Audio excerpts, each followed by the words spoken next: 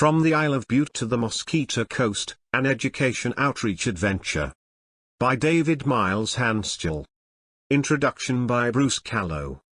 This story chronicles the visit to the city of Bluefields, Nicaragua in December 2009 by a maverick Scottish teacher David Miles-Hanschell, founder of the Surplus Educational Supplies Foundation.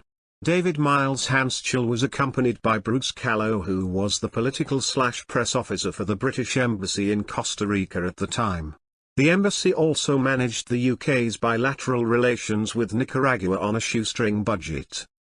David came to collaborate with the Foreign and Commonwealth Office through the British ambassador to Costa Rica and Nicaragua of that time, Tom Kennedy.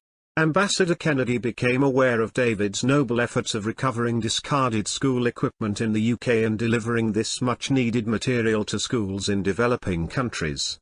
Ambassador Kennedy subsequently invited David to come to Nicaragua on a short fact-finding mission focused on Bluefields, with the goal of establishing a link to provide material assistance to schools in the region. Nicaragua's Caribbean coast has a long connection with the United Kingdom and was a priority area for the UK Embassy project work during the time of David's visit. One of Bruce Callow's first embassy-sponsored projects in Bluefields was to help set up the Bluefields Historical Museum, which became a focal point of pride in the community. Nicaragua's exotic, remote and neglected Mosquito Coast provided the setting for numerous trips by UK ambassadors, Foreign Office visitors, British parliamentarians and ministers. During this time period, Bluefields could only be reached by river or small aircraft, and it was both geographically and culturally separated from the rest of Nicaragua. After David's trip to Bluefield, he arranged for a generous donation of school materials which were delivered to schools in Bluefields, El Bluff and Ramacay about a year later. There is no one better suited than David to tell this story as he experienced it. Monday, December 14, 2009. 5:25 p.m. Monday the 14th of December 2009. Terminal E2, Miami International Airport, Florida. Well, here I am en route for Bluefields on Nicaragua's Caribbean coast in Central America. The flight leaves in an hour's time. I arrived from Heathrow at 2:30 p.m. local time. I am glad to be off the long flight, during which I chatted with a friendly Jamaican Brit and her dear children who are going home for Christmas. Also on the flight I met a person named Dorian, now living in Los Angeles, who told me that his father had worked for the Somoza government and was kicked out of the country in 1980, and his parents now live in Florida. 11 p.m., I arrived at Managua International Airport on flight A598, passed through immigration and customs and collected my suitcase with no bother, and emerged into the slightly humid Managua warmth. Crowds surround the exit to the terminal building. Out of the corner of my eye I see someone staring at me curiously and rapidly approaching. "Are you David? I am here from the embassy. Bruce is in the car," said this casually dressed, self-assured middle-aged Brit who spoke with an impeccable Oxford accent. Now this is more like it. "Are you Felix Leiter or James Bond?" "Neither, just me." Both of us took our seats in the back of the spacious vehicle provided by the embassy. What movie had I just stepped into? "My name is Alistair Thurkettle. Bruce was telling me about you and your remarkable work. Welcome to Managua," he said. "Oh? Methinks I'll have to play along with this and whatever program has been laid on for me. The agenda has been set already, so you can't afford to go off message and do your own thing. So watch it, chum. I warned myself." "You have come from the Isle of Bute, I believe?" Alistair inquired. He asks me if I know the beauties. I told him that I do not move in those circles. But I did not tell him that I would never wish to do so. Alistair has told me that he returns to the United Kingdom tomorrow and is doing a PhD on sustainable tourism, based in the Hebrides, which involves linking communities in islands in the west of Scotland and others here in Nicaragua. He seems keen about the prospect. I told him that should he ever come our way, the Hanschell family would make him welcome. We drove on through this busy, brightly neon-lit city. This is going to be some trip, but I know that I will have to suppress my sense of wonder and enthusiasm, and desire to let it all hang out, as they say. Doing so would prove to be harder than I thought. 2. It was the red carpet treatment, courtesy of Her Majesty's Government Foreign and Commonwealth Office, British Embassy, San Jose, Costa Rica, right from arrival at the airport. I was whisked away from that crowd of folk to a warm welcome. Real Intercontinental Metrocentro Hotel, the most splendid of the country's international hotels, as described in Footprint Nicaragua. We are so glad you could come. Tom spoke very highly of your work. It's impressive what you are doing to help schools. I hope you don't find the air conditioning too cold? Bruce kindly asked. Me, I'll take whatever comes my way and be thankful. With this luxury accommodation, am I going to complain about anything? I am here to take my cues from Bruce, Ambassador Tom Kennedy and the Nicaraguan government officials in Bluefields, and to listen to the people they will introduce me to. I was after facts and numbers, and from what I learned from this brief visit I will prepare a proposal that would justify any future initiatives on my part. One step at a time. Welcome, Mr. Callow, said the friendly hotel reception desk person as we approached the check-in desk. We have your regular room. Thanks, Rodrigo, nice to see you. I have a special guest with me, Mr. David from Scotland. We are off to Bluefields tomorrow first thing, so box breakfasts please. Of course, Mr. Callow. This is going to be for me a visit on tramlines, and my buoyant nature must be kept under control. I was driven up to this imposing modern hotel with several doormen, which reminded me of the few infrequent visits to the Hilton Hotel in Port of Spain many years ago.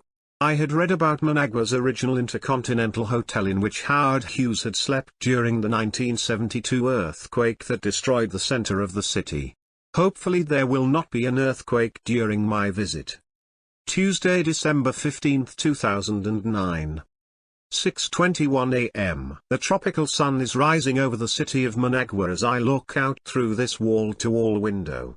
I can spot a large brown sludge in the distance, also known as Lake Managua. It is a West Indies island scene familiar to me, but on a much larger scale. I can see a Hilton hotel not far away overlooking the coconut palms and a massive McDonald's hamburgers sign. Down below me is a swimming pool fringed by palms in large pots. Shall I go for a dip, given that I have been up since 4:15 a.m.? I don't think so somehow, as there will be a tension between me wanting to enjoy this experience on the one hand and on the other wanting to stay focused on the mission in hand, for fear of losing the plot and the purpose of my visit.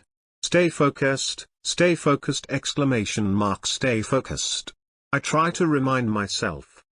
So I shaved, showered and dressed in a white shirt neatly pressed and ready for whatever business this day holds. As I look out the other window across the valley, I can see a range of forested hills in the distance. I am going to vacate the room and go for a stroll around the block. I dare not venture too far, at least there is no harm in walking around the hotel.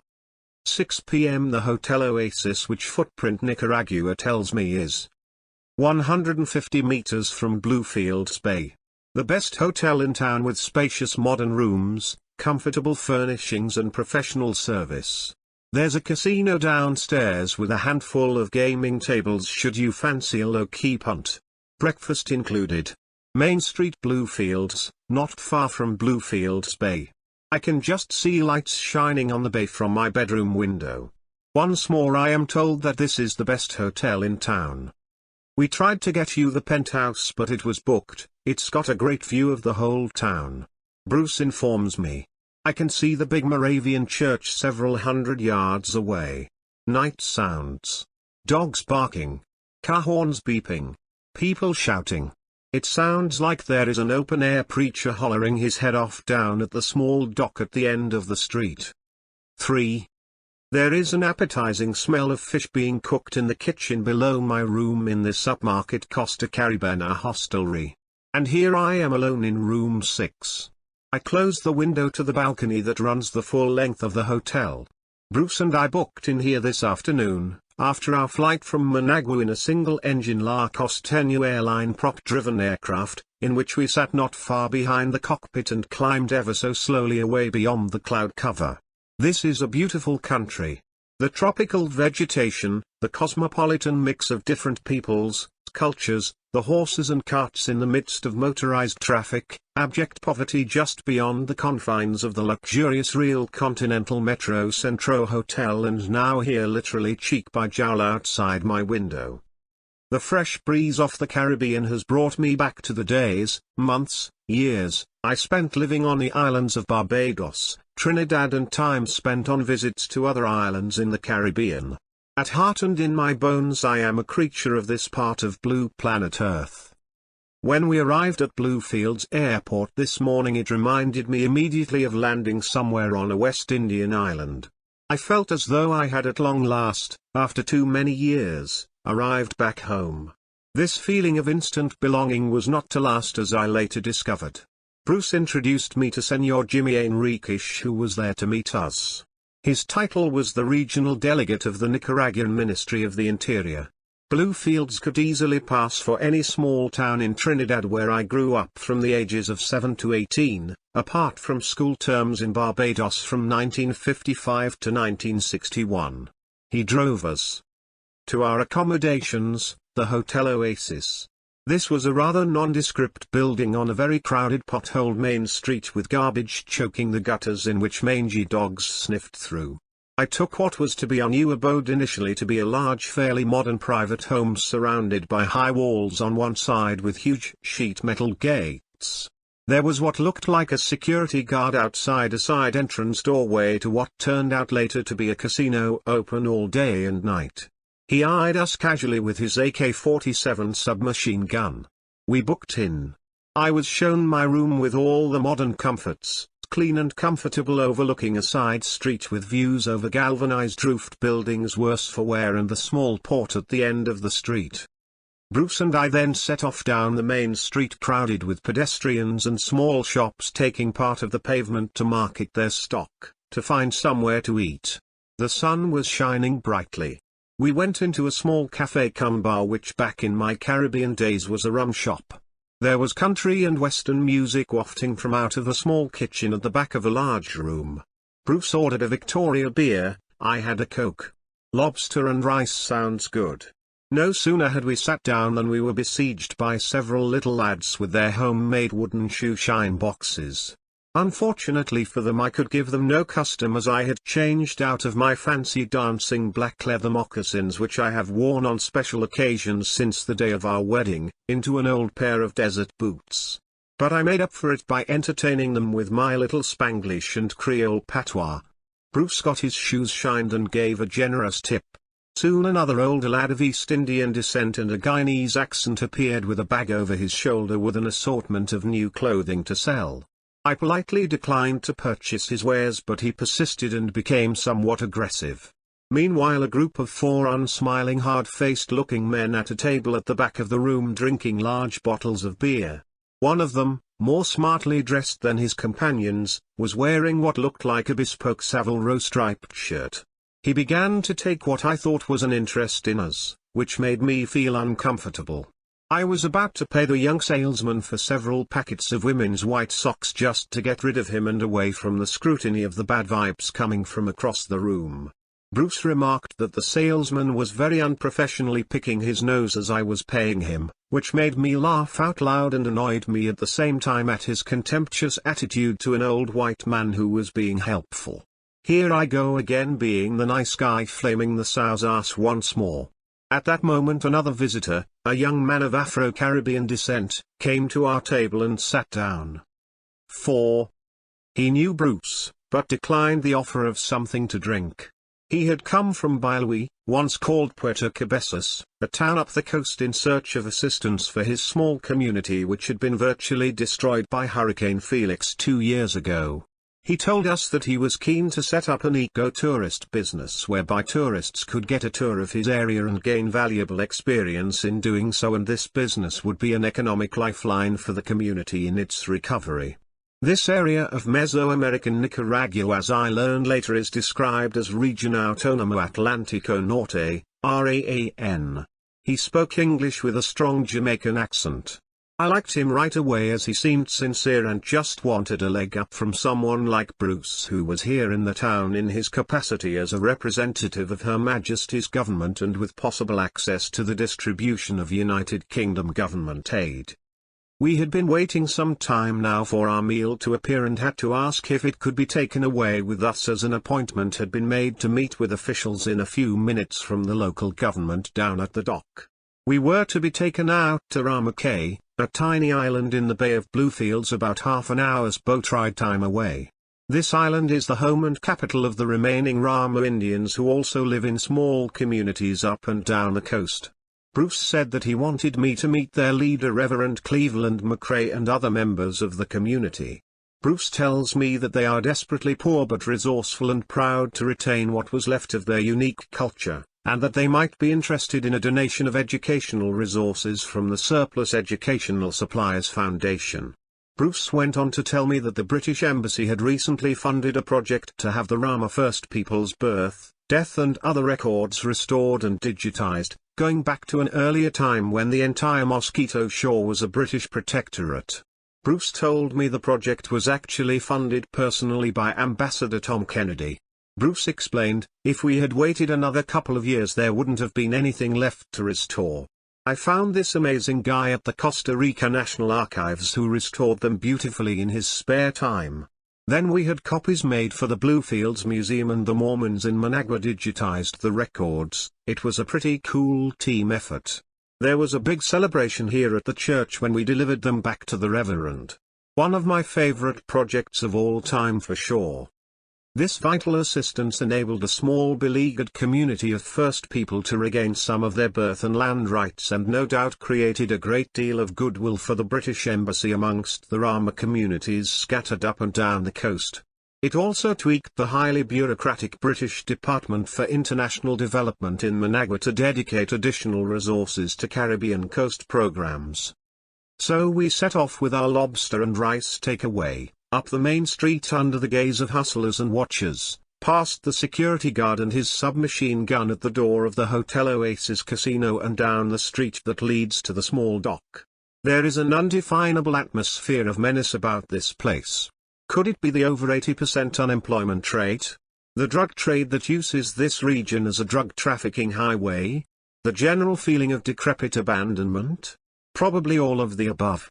We get into an open boat, one of about half a dozen similar boats tied up beside each other under a large shed.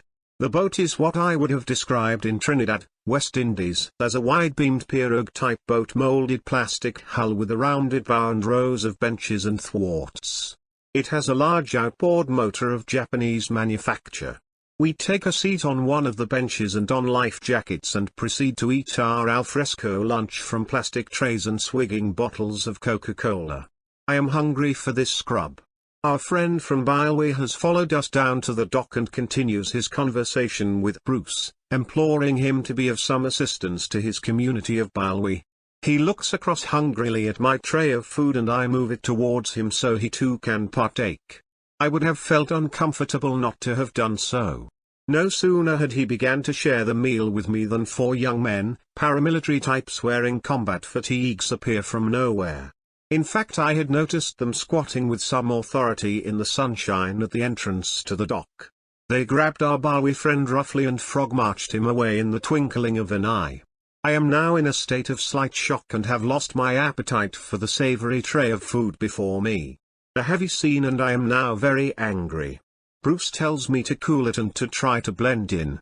A short while ago I was starting to relax a wee bit and enjoy the ride. I guess things are not what they appear to be, something I had sensed all along. Better to learn the score sooner than later. The engine starts up. Some other folks, more finely attired than the other passengers, have climbed on board. They appear to be some of the movers and shakers of Bluefields. Soon we are doing some rate of knots across Bluefields Bay. 5. This is exciting. I am feeling carefree and the speed of this exit into the open water helps ease the dread I was experiencing just moments before. The boat called a Pangu is cracking its way across the choppy water. I am holding on tightly to my newly purchased baseball cap with Nicaragua embroidered across the front. I would hate to lose it just yet. I wonder if this cracked-looking fiberglass hull will hold up to the strain. The flimsy life jacket I am wearing does nothing to reassure me. No wonder we had to eat our lunch first, for it would have been impossible to do so now. The first lot of fellow travelers had been waiting patiently, saying nothing while we too finished our meal. The small Moravian church which had been built many years ago on Ramake Island soon comes into view. Tiny, smiling-faced and nimble-footed youngsters receive us and tie up the boat, and don't give us a second look. Coconut palms, piles of oyster shells on the shoreline and outdoor privies perch above the water. Small pigs and mangy skinny dogs are wandering about everywhere. A group of older boys who are playing baseball ignore us as we stroll through the village up to the McRae family's household to meet Reverend McRae and Mrs. McRae and their 12 children, not all of whom are living currently under that one roof at the same time, as they are mostly studying on the mainland. It is a large one-roomed wooden building with 2 doors at the front and one at the back of the house, made from timber planks cut from what appears to be mahogany trees possibly growing on their diminished ancestral lands, in the much depleted tropical rainforest. There is a fresh breeze blowing in through one of the front doors from the Caribbean Sea off Bluefields Bay, which reminds me once more of my roots. There is a large balcony at the front of the dwelling, roofed with coconut palm thatch. This home is spotless and tidy. Someone has been doing their college homework. There is no desk, the textbooks are on a bed at the side of the room. The household strikes me as an ordered happy place of calm established by folk making the utmost from the very few resources that they have available. I am introduced to some of the children who have come home for the Christmas vacation. My Spanish is not up to scratch, but they all speak English. One of them is studying medicine at the University of Leon, UNAN, another is studying to become a teacher. Mrs. McRae is proud of her children's achievements. They are all engaged in formal education. Bruce addresses them in Spanish and asks me to tell them a little about myself and why I have come to the Caribbean coast. For me it is a great privilege to come all this way from Scotland to meet these people. Bruce disappears with Pastor McRae into the church building next door as the vicar shows him the Rama tribe's precious records, which to some extent have helped to preserve their unique history, self-esteem and identity, and perhaps rights to their property. They are a great people, multilingual, poor yet managing to remain independent and somehow have managed to survive into the 21st century. I believe UNESCO considers them a unique cultural treasure. Bruce returns and we have a meeting with their community elders in their village hall further down the muddy track. The older boys are still playing baseball. This is one unique baseball field, located on the man-made spit connecting the 2 larger sections of the island. And accompanying us, as I later discovered, were the 2 Bluefields-based officials from the Nicaraguan Ministry of Education who had not been forthcoming about who they were. I made my pitch to them, taking my cues beforehand from Bruce and Senor Jimmy Enriquez, who had met us on our arrival at the airport earlier today. Bruce translated my brief speech into Spanish. There appeared to be little interest in what I had to offer. We were then taken to another building, to what appeared to be a school classroom emptied of school furniture. It looked like someone had had a fire going recently on the classroom floor. They could certainly do with some school furniture and fit-for-purpose educational resources from CESF. They want it, but if I sent an ocean freight container of it, would they actually receive it? At that point, after having had my hopes raised with meeting the McRae family, it did not now appear to me that anyone was making much effort to run what passed for a school. We then walked past another small building where a diesel generator was chugging away, and someone remarked that it had only been recently repaired. We then headed back to shore, and before reaching where the panga had been tied up, I saw an elderly gentleman sprawled on the ground who gave me the impression of having been discarded like a piece of rubbish. He looked up at me appealingly, so I reached into my pocket quickly and gave him some money in American currency. The party was ahead of me. I felt it was the least that I could have done. Back we went across the choppy bay and up to our hotel to chill and reflect in the breeze of the hotel veranda with a can of ice-cold Victoria beer. It was the first beer I had consumed in many years, and it tasted delightful as it slid easily down the back of my throat. Bruce had arranged for us to later have a meal at La Loma, a popular restaurant not far up the road on a hill overlooking Bluefields in the San Pedro neighborhood. In Bluefields you can enjoy delicious lobster meals cooked however you like, and a drink thrown in for under $6. At night there was not a whole lot to see, but there were many sounds. Tropical night soundscape, cicadas chirruping, little frogs whistling and the usual dogs barking. At the restaurant there was just a thick fish soup with chunks of lobster and shrimp on the menu, and it was delicious, the best I ever had. We were the only diners that evening and had much to talk about, and we had shared a good many laughs as only fellow teachers can. Bruce regaled me with stories about UK embassy adventures, fundraising efforts and colourful characters he had met on the Caribbean coast. As we sipped our Flor de Canis and Coke, I could appreciate the joy and fun he got out of what he called punk rock diplomacy. Hands-on, direct action. Being in the field, not behind a desk. Bruce took special pride that his low-budget projects had a measurable impact on the ground. It was a bittersweet day for me and a memorable evening as Bruce and I prepared for the next stage of my visit.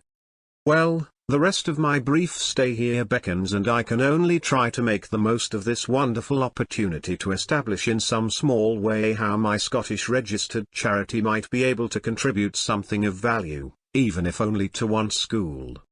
Wednesday, December 16, 2009. 8:55 p.m. Room 6, Hotel Oasis.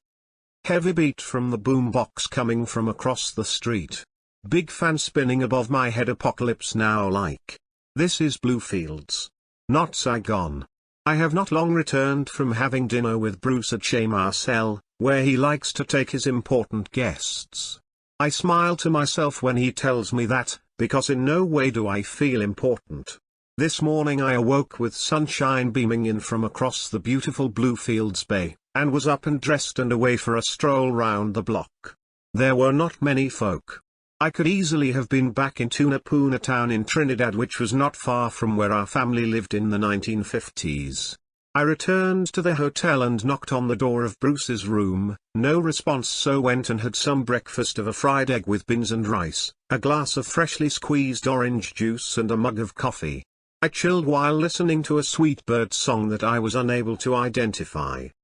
Today we had a meeting with Senor Jimmy Enriquez, the regional delegate of the Nicaraguan Ministry of Education, in his air-conditioned office along the road. He expressed some interest in the purpose of my visit, but I did not get any commitment of support. From there it was further up the now bustling main street to the Bluefields prison to meet with a prison officer who has for some time now supported the Foreign and Commonwealth Office's efforts to contribute to prison reform, by building cells that would separate young prisoners from seasoned criminals, as well to improve the conditions of the women living in this facility. 7. Jimmy told us that recently one of his colleagues had been killed by drug smugglers near the border with Honduras. We had come to deliver a shipment of books that Bruce had brought with him for the prisoners from the Mary Baker School in San Jose, Costa Rica. Then it was on to meet with Mrs. Minerva Forbes, the principal of Santa Rosa School in the Barrio Santa Rosa, where I was dropped off. We had a long chat in her office along with Senora Elba Blandon, the advisor in secondary-level Spanish teaching in the Ministry of Education, who sat beside her and said nothing. Senora Forbes listed some of the needs of her 443-pupil school: whiteboards, desks for teachers with chairs, doors for classrooms and repairs for at least 3 classrooms. The effects of Hurricane Felix, which had passed this way in 2007, were still very much in evidence. Senora Forbes gave me the impression that I and my supporters back in Scotland could be of some help. I left that meeting encouraged, feeling that the long journey and coincidental circumstances that had led to me coming here and all the work at personal cost that I had put into the foundation 4 years previously was now worthwhile. The school's janitor, who did not give me his name, showed me around the school, which could have been a scaled-down tiny version of Miss Richardson's private school in Woodbrook, downtown Port of Spain, Trinidad, which my sister Diana I attended in the 50s. I was collected later by Bruce and his chauffeur in a local government ministry vehicle to attend another meeting across the town of Bluefields with Mr. Oscar Alberto, the regional delegate to Nicaraguan Ministry of Education, and Senor Jimmy Enriquez, who translated for me at what was, I thought, also a constructive meeting. Senor Alberto's view was, if you and your foundation can deliver those resources no longer required by the Scottish education system to us here in the Costa Rica, that would be wonderful. He said that he would mention my offer of charity's delivery of an ocean freight container load of educational resources when he met with his colleagues at the Nicaragua Ministry of Education headquarters in Managua later that week. I was on a roll and buzzing.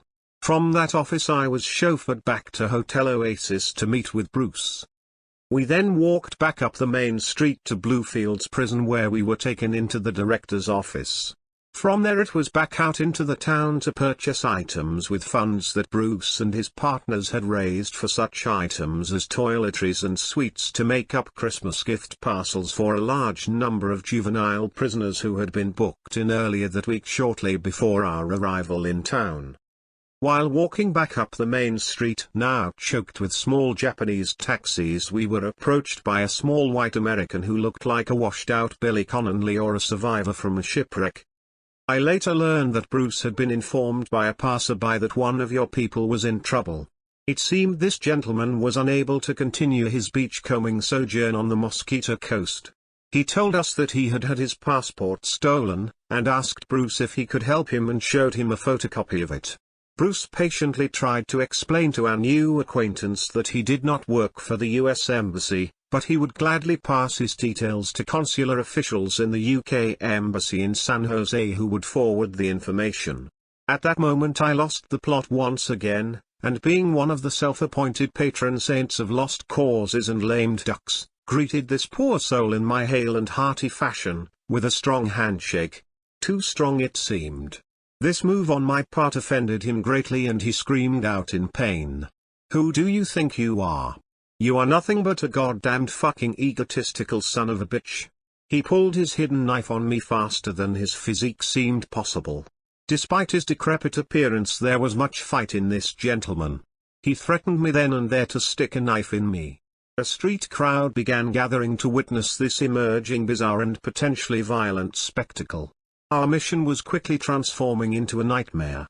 At that instant Bruce jumped in between us and yelled, "Calm down both of you, David, stand down, now. Let's go." As my adversary flashed his blade again, seemingly ready to cut my guts out, Bruce had assumed a somewhat unpredictable and, in retrospect, quite risky position between us. Bruce and I backed away slowly and made our exit. Looking back, I think gripped his hand too hard. Ouch. A response, which shocked me somewhat. I had never ever in all my journeying, especially in my adopted city of Glasgow, received such a violent response from individuals in reduced circumstances. Yes, back again on the straight and narrow highway and keep your eyes on the road ahead. It seemed Bruce found this incident highly amusing, if not life-threatening. "Fucking hell, David, that was close," he smiled. We then returned to the prison, where we waited a short time until the parcels of gifts arrived which Bruce had purchased earlier. And it was back to the prison director's office to meet with some of the young prisoners who would receive these Christmas gifts, where Bruce made a presentation and introduced me. I felt humbled. If only those young folk knew that once upon a time I could have been in their shoes. 8. Someone asked him if I was the new British ambassador. What a laugh. We later had lunch in another smart restaurant. Prawn cocktails and a bowl of fish and lobster soup, which went down like a treat. We hung around chatting away, and the time had come for another offshore meeting. We walked back down to the other end of the town and waited at a small makeshift dock, and later got a pango out to El Bluff for a meeting with Directoré del Instituto Nacional Nuevo Puerto and the Directoré Primaria Virgen del Carmen. El Bluff sits at the end of a peninsula that separates the Caribbean Sea from the Bay of Bluefields. It was once a small thriving port, which looks to me as it has seen better days, where there were many big shrimp and lobster boats with rusting tackle tied up in the harbor. A spanking new sleek Nicaraguan Navy and Customs Patrol vessel was tied up at the dock, and not much else. I met with the staff of these two schools to whom I was introduced by Bruce. They were glad that there might be the prospect of receiving a possible ocean freight container load shipment of educational resources from the Surplus Educational Supplies Foundation. Senora Grace Patterson Hansack, Directora del Instituto Nacional Nuevo Emancipuerto El Bluff, qualified her colleagues' expectations by saying that they had after Hurricane Felix many foreign visitors who promised assistance but did not deliver. I was impressed by their dedication and commitment to their students. These teachers were doing their best they could with a paucity of classroom resources. Teachers in the United Kingdom who complain should swap places with them for a salutary sabbatical. It was dark by the time we made our way by Panga back across the bay to Bluefields from the port of El Bluff. I was thinking as I walked through the town, accompanied by new friends and fellow colleagues in the Nicaraguan education system who had come to bid us goodbye, that I would make every effort on my return to Scotland, providing it was possible to do so, to send them one of my big boxes of inventory. Thursday, December 17, 2009. 6:41 a.m. I have been sitting here on the Hotel Oasis balcony cum veranda open-air dining room. The sun is shining brightly now, the dogs are barking and birds in the nearby mango trees are whistling their once familiar and varied Caribbean tropical song. The city has been awake from early and I am reflecting on the brief time that I have been privileged to spend here on Nicaragua's Caribbean coast. In this short time I have met a cross-section of the Bluefields community, seen at first hand some of the needs of teachers and their students, and the impoverishment of many, particularly the elderly, who seem to have no visible means of support. 7:30 a.m. I am sitting in the departure lounge of Bluefields Airport. We are chatting away. Bruce mentions that I should watch the movie The School of Rock with Jack Black, and while telling me why is summarily interrupted by an immigration official who has come across the small departure lounge and proceeds to interrogate us both as to what we are doing in Bluefields. Again, it is possibly my fault, perhaps my insouciant comfortable anywhere on the blue planet attitude, which I know irritates some people, and loud laughter may have begun to annoy this individual. Who do you think you are, being so carefree on my patch? Cool it, chum, you are not back home yet. The airport security gentleman was very thorough, removed my shaving kit and emptied it. The spell of pure momentary magic has been broken again. 9:12:40 p.m. I am now back at the Real Intercontinental Metro Centro Managua. I am sitting outside on the deserted patio beside an aquamarine shimmering swimming pool. There are at least 5 different varieties of palm trees planted in large pots beside the pool. The sun is shining brightly. There is the roar of traffic outside the high walls. I consider the opportunity that presents itself to have a splash, but no, this jaunt is not a holiday, and grateful, so far, for journeying mercies, but for a few blunders, I have not blotted my copybook. Bruce, bless him, who is off to fly back home to San Jose, has made sure that this resource, as he has called me in jest, will remain at the disposal of the Foreign and Commonwealth Office, British Embassy, Costa Rica. We were here to the hotel about an hour ago from Aeropuerto Sandino. We returned from Bluefields this time in a twin-engined aircraft with a plane load of young holidaymakers from Spain who had been staying on Corn Island. On the return flight I met Ludovic from Paris, an agriculturalist who has a global vision, who had been working prior to his visit to Nicaragua in Bangladesh. He had been on a short visit to Bluefields and I was able to converse with him in French, and he told me that he was now on his way to Costa Rica, so I introduced him to Bruce when we landed and left them and waited for a taxi to take us back to the city.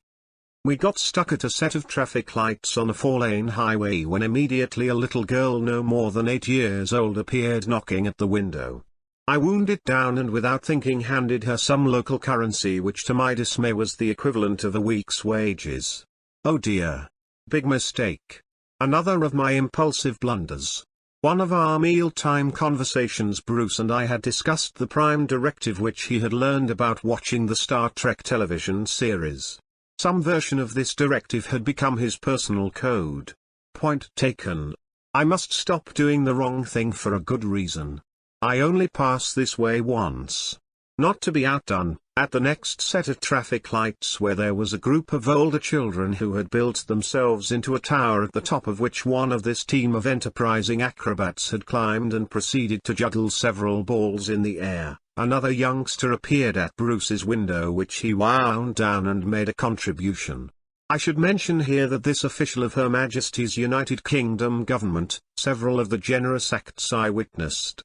Just to mention a few: putting a bandage on an elderly gentleman's badly bruised elbow and buying him a cool drink yesterday morning, making it possible for a group of newly booked young prisoners to receive a Christmas gift purchased with funds he had raised personally from organizing and playing in rock concerts in his home city of Calgary and Managua, grabbing a small child off the edge of a sidewalk as he was about to be hit by a taxi, and bringing me a cup of coffee earlier. What goes round comes round for sure, Bruce.